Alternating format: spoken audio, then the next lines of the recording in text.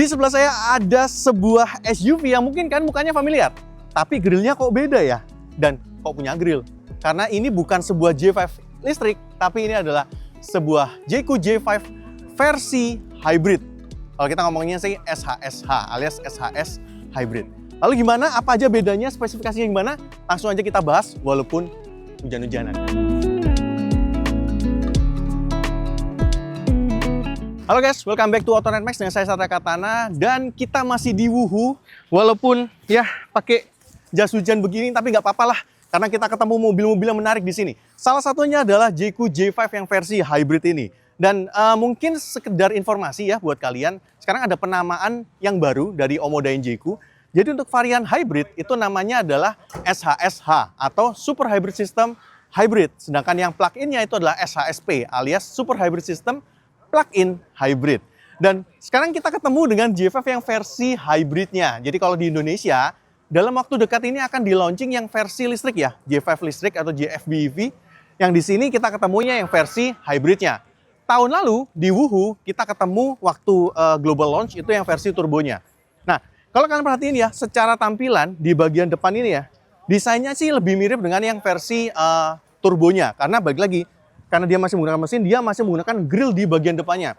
Grillnya itu dengan bilah vertikal seperti ini ya, warnanya hitam dengan warna silver seperti ini. Lampu depannya masih sama, dan bisa dibilang untuk bagian bumpernya ini juga masih mirip-mirip ya. Dia tuh kayak dibikin minimalis aja nih di bagian depannya. Itu aja sih. Di bagian tengah depan juga dia masih ada kameranya, untuk kamera 360, dan juga dia masih ada ADAS-nya tentunya. Itu di bagian depan yang langsung kentara bedain antara versi listrik dengan versi hybridnya. Nah, sekarang kita bahas sedikit ya tentang spesifikasinya. Dia menggunakan teknologi hybrid, mesin 1500 cc turbo digabungkan dengan elektrik motor. Tenaga maksimalnya, tenaga kombinasinya ada di angka 165 kW.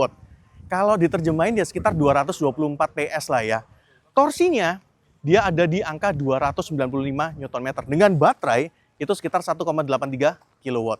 Nah, kalau kalian berjalan di kecepatan sekitar di bawah 40 km per jam atau lagi crawling mungkin di perumahan, pakainya mode EV.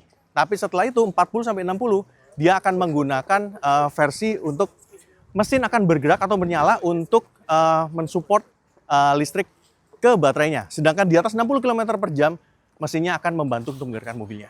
Itu sih untuk spesifikasinya. Sekarang kita geser ke bagian sampingnya, apa aja yang beda.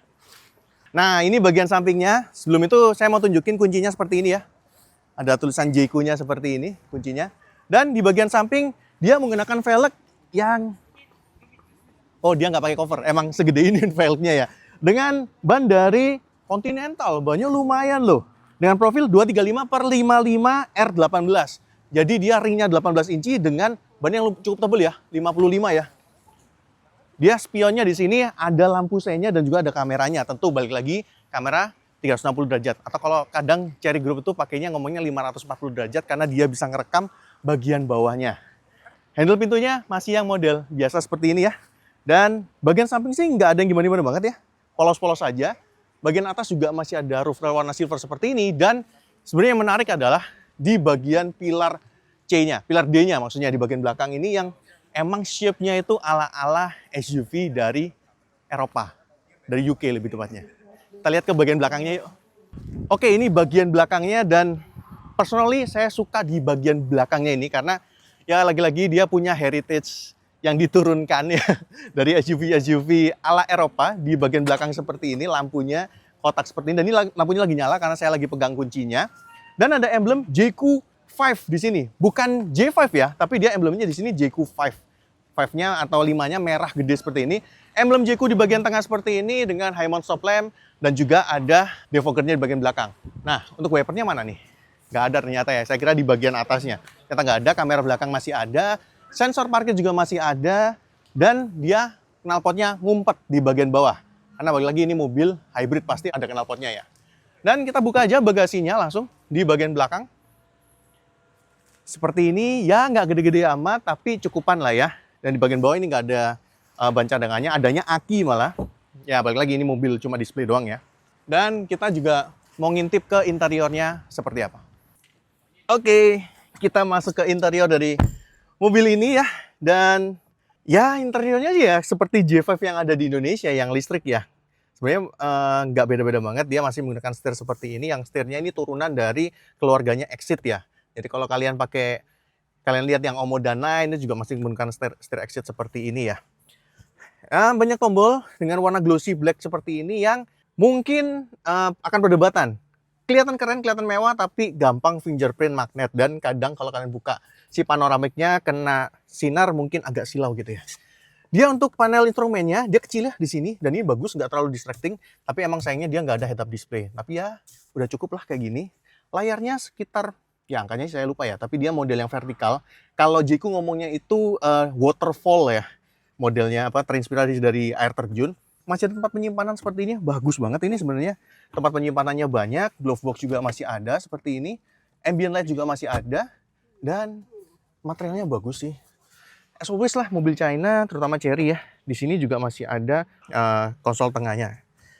Kursinya dia sudah elektrik ya di bagian drivernya. Dan seperti yang saya bilang, di bagian atas juga ada untuk panoramic sunroofnya. Dan ada tombol SOS di sini yang artinya dia sudah punya teknologi telematika. Nice. Sebenarnya itu aja sih. Kalau dibandingkan dengan yang J5 yang di Indonesia, harusnya bagian dalam lebih banyak mirip. Tapi kita nggak bisa banyak komen karena balik lagi ini cuma mobil display yang ada di China. Kalau masuk Indonesia, belum tentu fiturnya semuanya isinya sama. So far kayak gini. Ini kursinya juga udah perforated seperti ini ya. Bagus. Tapi emang ini minim tombol ya. Jadi ya kalian berdamai dengan semua fitur yang banyak dimasukkan ke dalam layar seperti ini. Tapi jujur aja ini termasuk cukup simple dan keren ya. Dan lumayan praktikal juga. Gimana sih menurut kalian? Kan komen aja di komentar bawah ya.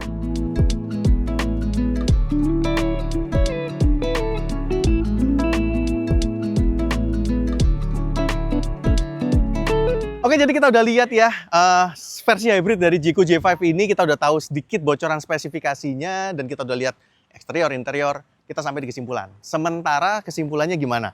Buat kalian yang mungkin kepengen beli sebuah SUV dengan touch ala SUV-SUV Eropa, tapi dengan budget yang tentunya jauh lebih terjangkau lah ya. Ini adalah opsi yang menarik. Apalagi kalau kalian nggak suka mobil listrik gitu ya. Kalian kalau beli mobil listrik pikir-pikir kalau pakai luar kota nggak bisa atau harus ngitung banget perjalanannya berapa kilo, ya belilah hybrid. Itu paling masuk akal. Kalian masih bisa ngerasain elektrifikasinya, kalian bisa ngerasain irit bahan bakarnya, tapi kalian juga bisa pakai mobil ini kemanapun yang kalian mau. Ya balik lagi keputusan itu tergantung kebutuhan kalian dan kondisi finansial kalian aja sih. Kita sih berharap mobil ini masuk ke Indonesia ya, karena sekarang Indonesia lagi dibanjirin banget dengan produk hybrid dan plug-in hybrid. Masuknya mobil ini akan menambah banyak opsi kendaraan hybrid di Indonesia.